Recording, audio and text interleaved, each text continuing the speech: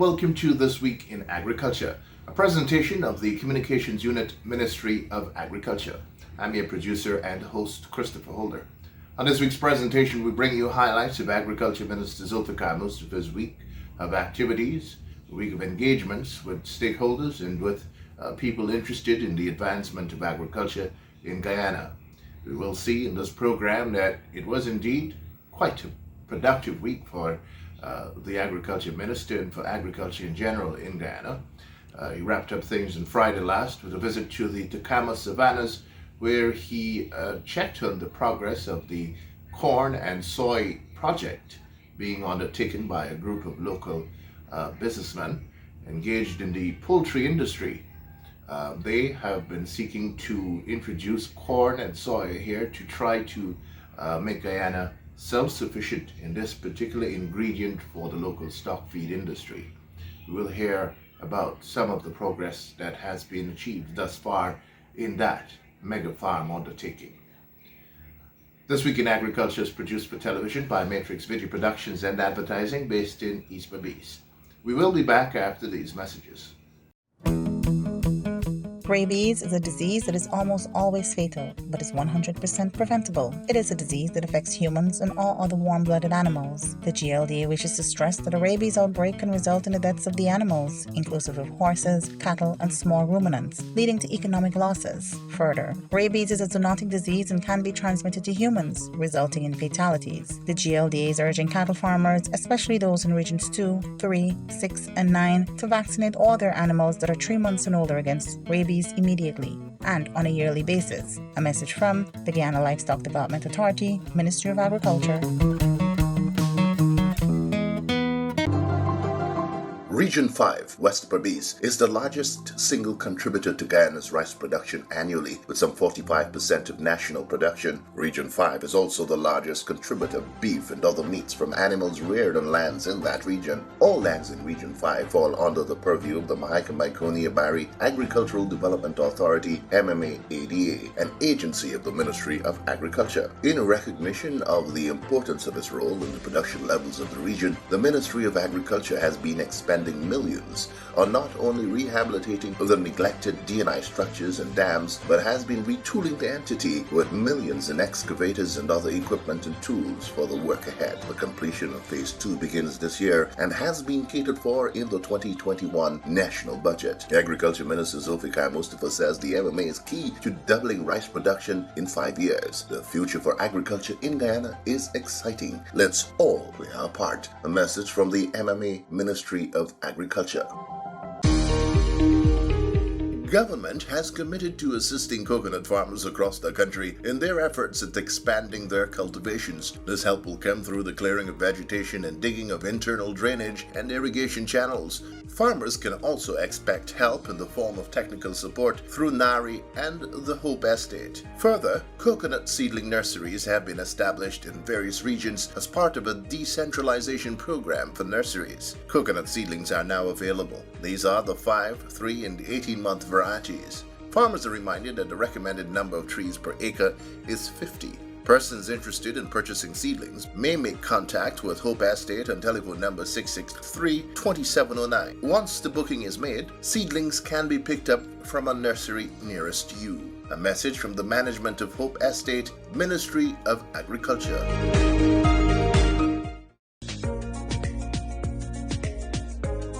The Hydromet Service Ministry of Agriculture is reminding owners of wells across the country that it is a legislative requirement to have their wells registered with the service, be it for domestic or commercial use. Getting your well registered is just a few clicks away. Visit the Hydromet website at hydromet.gov.gy and click on the Well Registration tab. Fill out the registration form there and then click the Send button. It's that simple. Be reminded that before undertaking the establishment of a new well, a license to do so must first be sought from the Hydromet Department as well as the Environmental Protection Agency. The process for so doing is explained on the department's website. Click on the link for well registration and follow the directions. A message from the Hydromet Service, Ministry of Agriculture.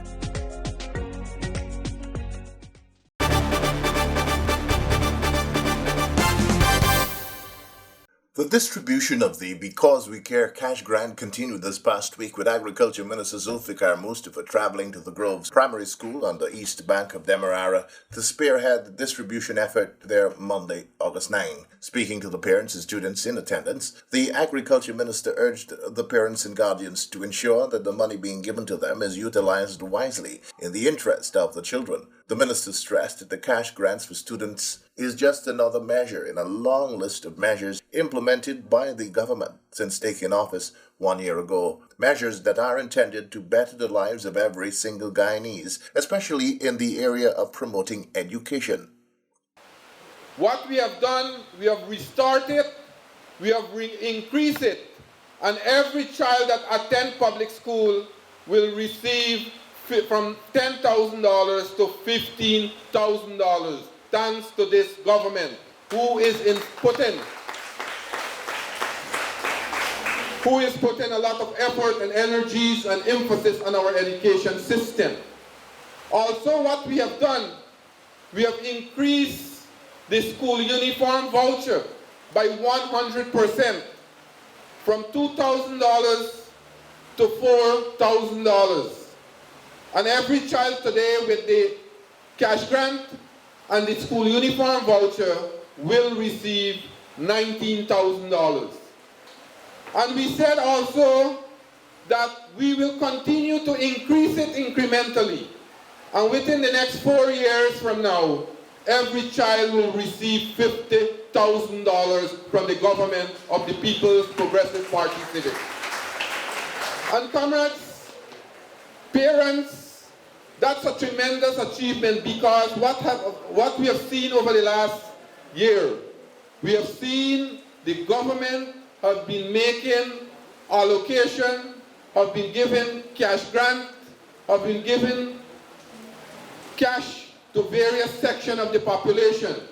We have started out, when we assumed government, every single household received $25,000 as a COVID relief. Today we are seeing once again students, children that are attending public school are receiving $19,000. And we have also seen that the government is making effort and are also looking at to take this program to private schools. And we'll continue to put effort into the education system. We recognize the importance of education to our country's development.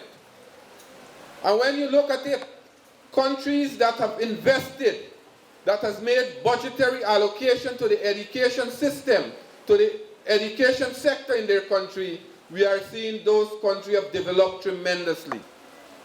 A country that doesn't have any natural resources, a country that invests heavily on its people and the education sector, is today the second largest economy in the world.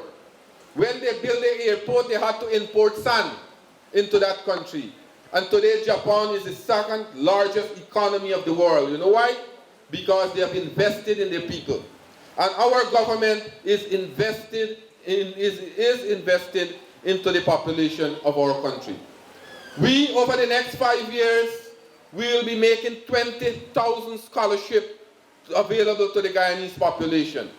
This year already, we have seen a number of young people that have been selected to get scholarship. And very shortly, the president and ministers within the sector will be making that announcement.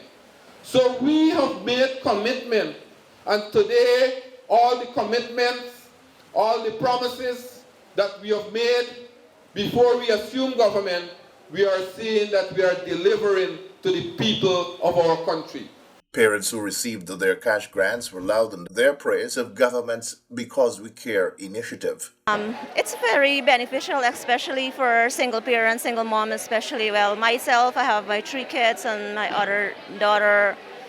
It's really beneficial for me because I don't have much of their father's support. Because as a single mom, it's very hard, and I got my job and I got to always leave my kids home, and it's very challenging. And for this cash grant, it's very beneficial for us, and I'm very thankful for it, as as a Guyanese, we are entitled to have this, as mostly myself and other single moms are very grateful for it.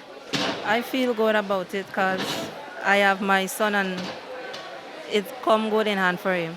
So far, the cash grant is very helpful and we really appreciate it. Well, my intention and spending the money to benefit the children in terms of, classes and equipment and stuff like that.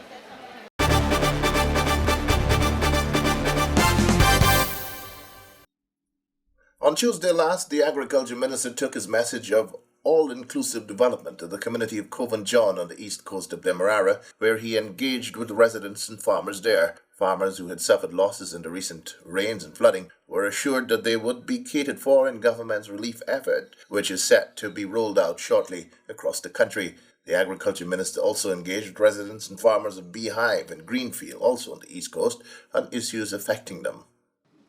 So comrades, since last year to now, what I have seen as Minister of Agriculture, I have seen a renewed interest in the agriculture sector. People who would have leave agriculture before are now coming back because they see a future in this sector. They see the investment that we are making in the agriculture sector. Over the last year, we have seen an increase in almost all the sectors that falls within the agriculture sector. We have seen rice production increase. We have seen cash crop production increase. We have seen livestock production increase. We are now going to non-traditional crops. And non-traditional crop, let me just explain and tell you all. Traditional crops, when people say traditional crop, are common crop, things like what we are planting, cash crop things, like callaloo, pepper, balange, and those things. Those are the traditional crops that we are talking about. But when we say non-traditional area, non-traditional crops, what we are going into, we recognize that Guyana has been importing every year in our country between 25 to 30 million US dollars in corn and soya beans and corn. Why we are importing those things for? For proteins for the poultry industry, to make feed for the livestock industry. So we said we can do that and grow our own corn and soya in Guyana and save those foreign money. And that is exactly what we are doing. As I'm speaking here this afternoon, we have a trial plot of 300 acres in the Takama Savannah of corn and soya that are being cultivated now. This year we'll be investing $500 million to do infrastructural work in the Takama Savannah, to build roads, to build a silo, to build drying floor, so that we can be self-sufficient in corn and soya, and we can produce our own proteins. The first immediate task for us to be self-sufficient, and then when we have excess, to export in the Caribbean. As I said earlier, that we are now chairing the ministerial task force. With all the agriculture ministers around the Caribbean, Guyana is chairing that task force. So we can see that the barriers that exist in the Caribbean that are blocking our farmers' produce from being exported to the Caribbean, we are now working to remove those barriers. That is why in the new GMC mandate, we are the new GMC, the new Guyana Marketing Corporation, that falls within the Ministry of Agriculture. They are now working with small farmers to find market for their produce. And at the same time, we are now building agro-processing facilities. Right here by Hope Estate, we will build an agro-processing facility. What is an agro-processing facility? It's a facility that you can have value added, you can add value to your produce. Rather than just you pick your produce from the farm to the market, we want to cut that out. We want to give you more value for your produce. So now we are building these facilities. When you take it there, your produce is being washed, put in a more hygienic standard way, and packaged. And those packaged produce can be exported overseas. Let me tell you what, there's a guy from over the river. he's exporting sweet potato to North America. And when you go in North America in the supermarket, you'll see sweet potato packaged neatly in a nice plastic, these stiff plastic bags, produce of Guyana, peel well, and in that plastic bag. You just buy it, go and you go home and you cook it. That is more value added. When you go in Guyana market and we go to buy sweet potato, you see mud all over the sweet potato. You understand why I'm getting at? So we have to do things in a different way. If we want different results, we have to do it in a different way. And we from the Ministry of Agriculture, the government of Guyana, our president and vice president, they are very passionate to improve agriculture. They see agriculture as the mainstream of Guyana's economy, as the backbone, so to speak, of Guyana's economy. We can have, as I said, all the gas and oil in the world, all the mining, like the minerals, but agriculture will remain the foundation. So we have to develop agriculture, and we have to do it in a smarter way. We can't do it just how we have been doing it before, because what? We are seeing now climate change is taking its toll on the agriculture sector. When rainfall for an hour or two, you get 2 or 3 inches of rainfall. The whole place normally floods out now within 2 or 3 hours. You can have all the drainage, but with the high intensity, with the amount of water that are accumulating, we are getting floods. So we have to prepare, and in the NARI budget last year and this year, we will be making 150 shade houses for people across this country. Farmers can pay a minimal fee to NARI. NARI will help them set up these shade houses, and you can plant in a better way, doing agriculture rather than you leave your crops to the element, the sun and the rain. When you plant it in a shade house, you can control the growth of your crop. So we are helping farmers to do that.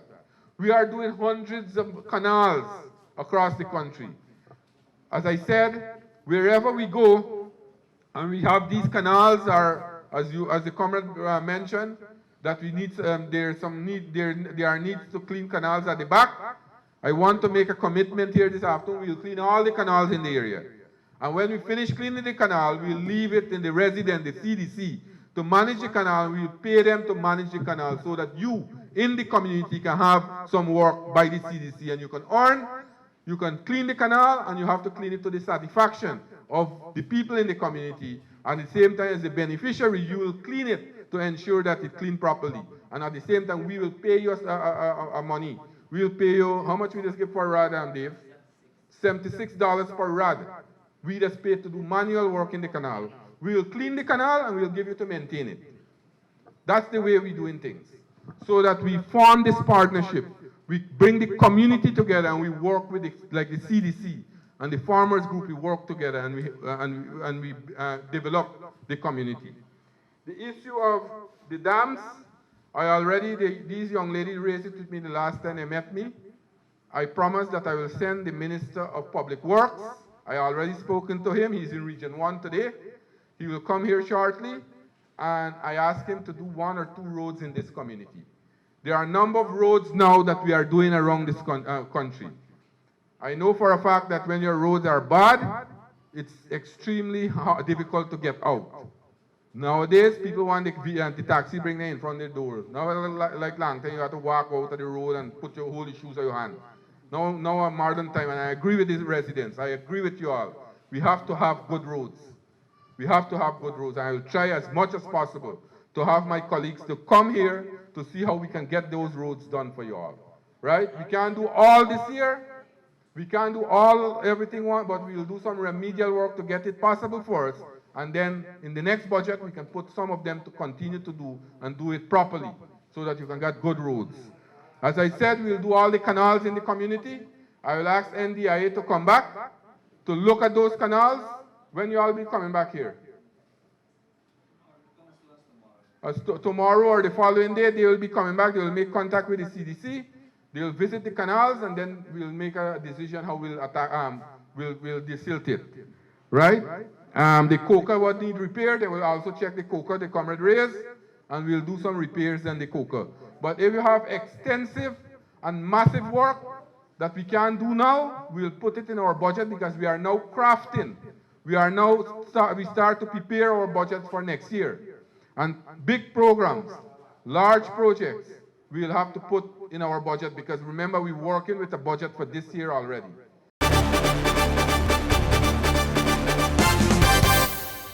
Later in the week, Minister Mustafa, accompanied by his Director General, Mr. Ricky Ramraj, and other senior ministry officials, flew into the Dakama Savannas in the Berbice River for a first-hand look at the first phase of a massive corn and soybean mega farm being undertaken by Dakama Grain's agro-development project. The first phase involves a trial cultivation of 5 acres of corn and 115 acres of soybean. Once this trial realizes the parameters being looked for by the investors, then the project will be undertaken in commercial quantities. At the end of the tour of the cultivation, Agriculture Minister Mustafa expressed satisfaction at what he had seen, describing it as the manifestation of the vision of President Dr. Irfan Ali. First of all, I want to compliment the private sector in terms of coming here to do the trial plots. Although we are at Alex's place here in terms of his field, we've just visited the areas that the private sector is doing the trial run in corn and soya. I am very, very happy to see the results so far. It looked very encouraging, and I am very optimistic that this pilot project here will bear fruits and we'll have larger project, and I'm very happy to see the way they have started out. From the government perspective, we'll be investing here close to $500 million in doing the roads, doing a silo, doing drying floor, those facilities. And I hope that not long from now that we can produce our own, for the entire industry, our proteins for the poultry and other livestock industry. I think that as Guyana is now pushing and heading the agri-food system in the Caribbean, if we can be successful in this form of production, then we can be in terms holistically producing almost all the food system and drive the food system in the Caribbean. So I am very, very optimistic that the trial that David and his colleague are doing will be successful, and not too long from now, before the year is out, we can have a larger plot, and by next year we can go in commercial quantities to start produce our proteins. And I said the government will be investing. You heard from Mr. Finance said that the president himself has initiated this project. And we believe that to work together to form this public partnership with the private sector, we can develop our country. And now we are seeing that although we are now an emerging oil and gas producer, a lot of emphasis is being placed on agriculture, because we found as a government, we found agriculture is the backbone of a country economy, and we will continue to invest. We don't want to be caught like other oil producing countries. At the end of oil production, we neglect our agriculture sector, and then we have to restart it from scratch again. We'll continue to develop this sector. This sector will be responsible for job creation, for wealth creation, but more importantly for food security. And with the pandemic that we are experiencing over a year now, we have seen how vulnerable economies are. And we in Guyana, as a government, we want to ensure that our economy is resilient. We don't depend on one sector. We want to develop all the sectors so we can develop our economy in a multi-sectorial approach, so that we can be resilient and strong and withstand all the shocks that are taking place around the world. Giving an overview of the results of the trials thus far was Bounty Farms' David Finance, which was, as you know, initiated by the President. And so we thought it's very important for us to rapidly do some trials that would give us data for us to continue to push towards becoming a commercial operation. So we actually made a decision to plant, because we were planting late, we planted 115 acres of soybean and 5 acres of corn at this point.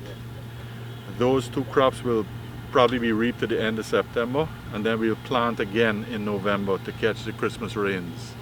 And then we'll try at that point to plant basically 125 acres each of corn and soybean. It has so far been quite interesting and exciting for us, because the plants are now, as you would have seen earlier, the plants are now about 4 to 4.5 weeks old, and the soybean looks very good. The corn is still very young, So I hope that the corn looks as good as this is by the time it gets to maturity or to this age. And but we would like to thank the ministry for their help and guidance in this regard.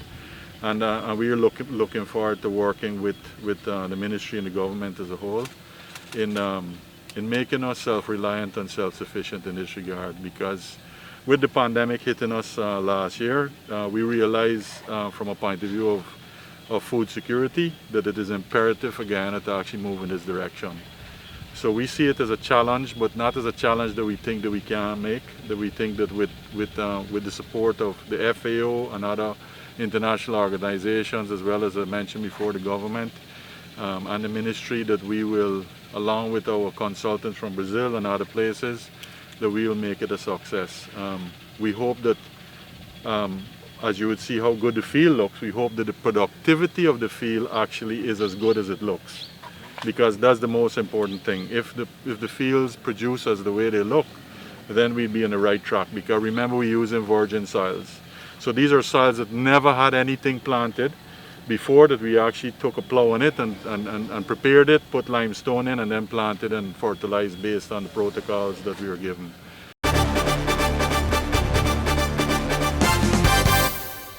Finally, on This Week in Agriculture, Minister Mustafa was on hand for the signing of a Memorandum of Understanding between GoInvest and Caribbean International Distributors Inc. for the development of a $35 million agro-processing facility at Enmore.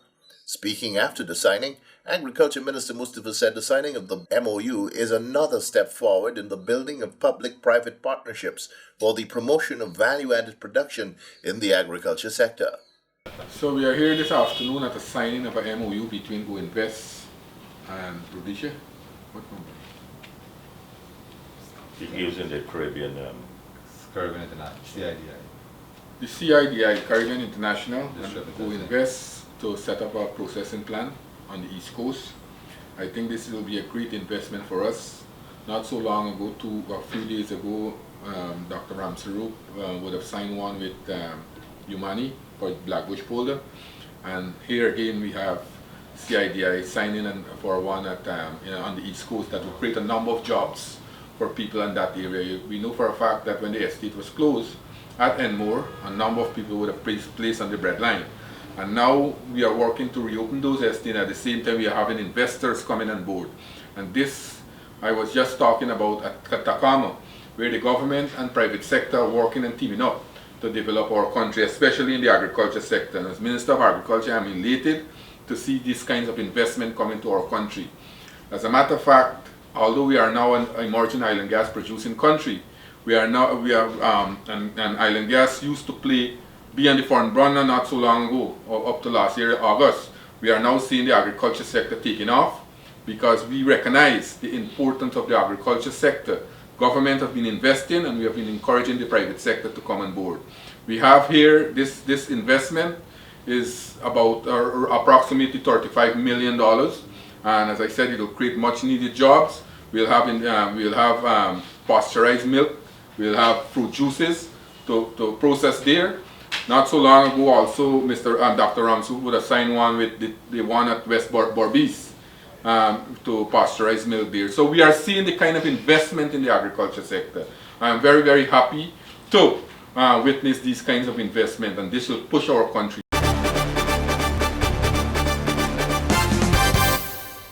Well, that's all the time we have on This Week in Agriculture, a presentation of the Communications Unit, Ministry of Agriculture. I'm your producer and host, Christopher Holder. Remember, if you haven't been vaccinated, you want to go get yourself vaccinated, get that first dose, and when you have to go get the second dose. For those of you who haven't taken any of your doses yet, well, you got to do that. And for those of you waiting for the second doses, we understand Sputnik, elusive Sputnik, will be available again in the coming week. All right? Again, you have to walk with your vaccination card to most government agencies, so walk with it. I see people photocopying it and shrinking it in size and so on, so it's not so cumbersome to walk with that big blue book, as it were, to present to all these places you want to do business at. All right, so I don't know, the authorities may need to pronounce on whether this is acceptable. For the time being, I've been walking with my book everywhere I'm going so that I am not turned back anywhere. All right? So continue to wear your mask, social distance, do all you can to safeguard yourself from contracting COVID. Well, that's all the time. I'll be again here with you next week. Until then, be good to yourselves and to each other.